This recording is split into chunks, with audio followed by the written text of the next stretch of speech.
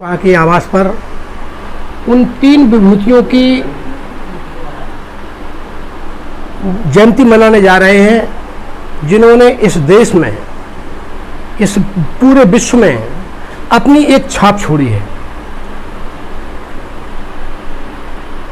उस कार्यक्रम की अध्यक्षता कर रहे हैं हमारे बड़े भाई कैलाश कुशवाहा जी।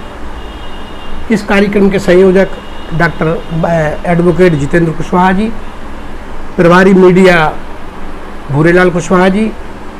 इस कार्यक्रम को विधिवत चलाने के लिए एक गाइड होता है, वैसे हमारे छोटे भाई झार सिंह कुशवाहा जी, मातृशक्ति ममता सिंह कुशवाहा जी, अध्यापक भूपेंद्र कुशवाहा जी, पूर्व सभासद सुनील कुशवाहा जी, सफल संचालन कर रहे हैं हमारे डॉक्टर इंद्रपाल कुशवाहा जी, श्रोमणी जी, हमारे बड़े भाई परशुराम कुशवाहा जी, राज कुशवाहा जी, इंद्रपाल कुशवाहा जी, और इस प्रांगण में जो भी लोग हैं जाने अनजाने, उनको सबको धन्यवाद करता हूं।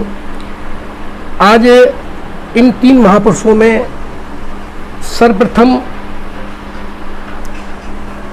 कबीरदास के बारे में आप सभी लोगों ने बताया और विधिवत बताया और समझाया कि इन्होंने सनातन के ऊपर इतनी बड़ी चोट की है कि लोग उस समय बोल नहीं सकते थे जब इन्होंने एक साहस दिखलाया।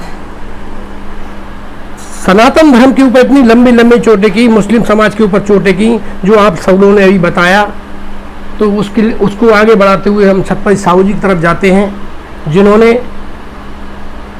आरक्षण की शुरुआत आपसे ही होती है, क्योंकि इन तीन लोगों में दो लोग ऐसे हैं जो आरक्षण के जनक कहे जाते हैं।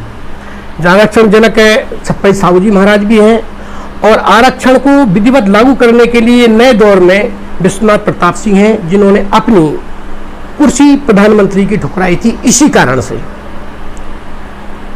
छत्रपति साहू जी महाराज ने हिंदुस्तान में वो काम किए हैं कि जैसे छोटे लोगों को संग में बैठने का काम नहीं किया था, तो उन्होंने अपना पैसा लगा करके कि भेदभाव खत्म हो जाए, एक ढाला या ढाबा खुलवाया था जिसमें स्वयं जा करके चाय पिया करते थे, जिससे लोगों को ये लगे कि जब राजा ही इसकी चाय पी रहा है शूद्र के यहाँ, तो हम क्यों नहीं पिए।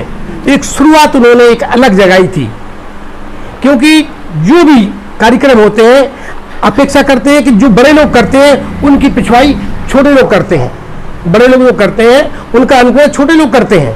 तो राजा साहब ने एक ढाबा खुलवा करके चाय पीने का नित्य क्रम किया था। ऐसे छत्रपति साहू जी महाराज को हम नमन करते हैं। अब आती है आरक्षण के जो भौतिक दौर में जो आरक्षण हम लोग बैठे हैं, वो दिन विश्वनाथ प्रताप सिंह की है। विश्वनाथ प्रताप सिंह क्षत्रिय समाज से पैदा हुए, लेकिन उन्होंने वो ऐसा काम कर गए जो आज हम लोगों को बड़ा गर्व महसूस होता है। उनको हम बार बार नमन करते हैं। 1931 में इलाहाबाद जनपद में जन्मे। बहुत छोटी आयु में 17 साल की उम्र में ही उन्होंने एक इंटर कॉलेज के अध्यक्ष बने। ये बहुत बड़ी बात होती है, 16 और 17 वर्ष की उम्र में किसी इंटर कॉलेज का जिला अध्यक्ष बन जाना उसका बहुत महत्वपूर्ण बात होती है। 25-24 दो बार विधान परिषद के भी मेंबर रहे, 3 बार केंद्रीय मंत्री रहे, 1 बार प्रदेश के मुख्यमंत्री रहे, और 1 बार कांग्रेस कमेटी के प्रदेश अध्यक्ष भी रहे।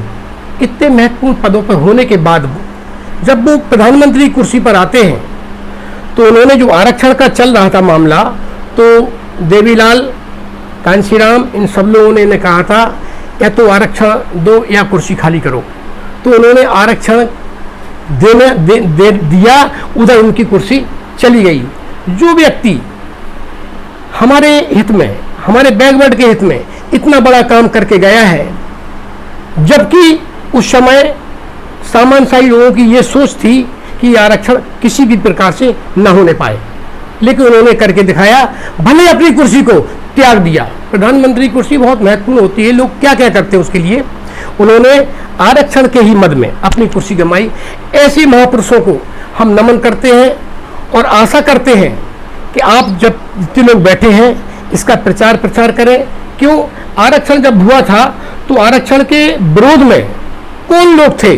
उनकी अगुवाई में हमारे लोग उनके पीछे चल करके हजारों लोग बैग बैठ के लोग मरे थे। हमें अपने लोगों को ये पता नहीं है कि ये कानून बना है ये हमारे हित में है या अहित में है। पहले ये जानकारी होना हमारी बहुत ज़रूरी है। इसको जागरूक करने के लिए अपने बच्चों में, लड़कियों में, पत्नी में, परिवार में, समाज में बैठ करके इसकी ज़रूरी है कि जो कानून बन रहा है ये हमारे हित में है क्या अहित में है। अभी केंद्र सरकार ने एक कानून पास किया है शिक्षा नीति पर। वो शिक्षा नीति इतनी खतरनाक है, उसका बायोलॉजी इतना खतरनाक है कि आगे चल के हमारे बच्चे पढ़ नहीं सकते।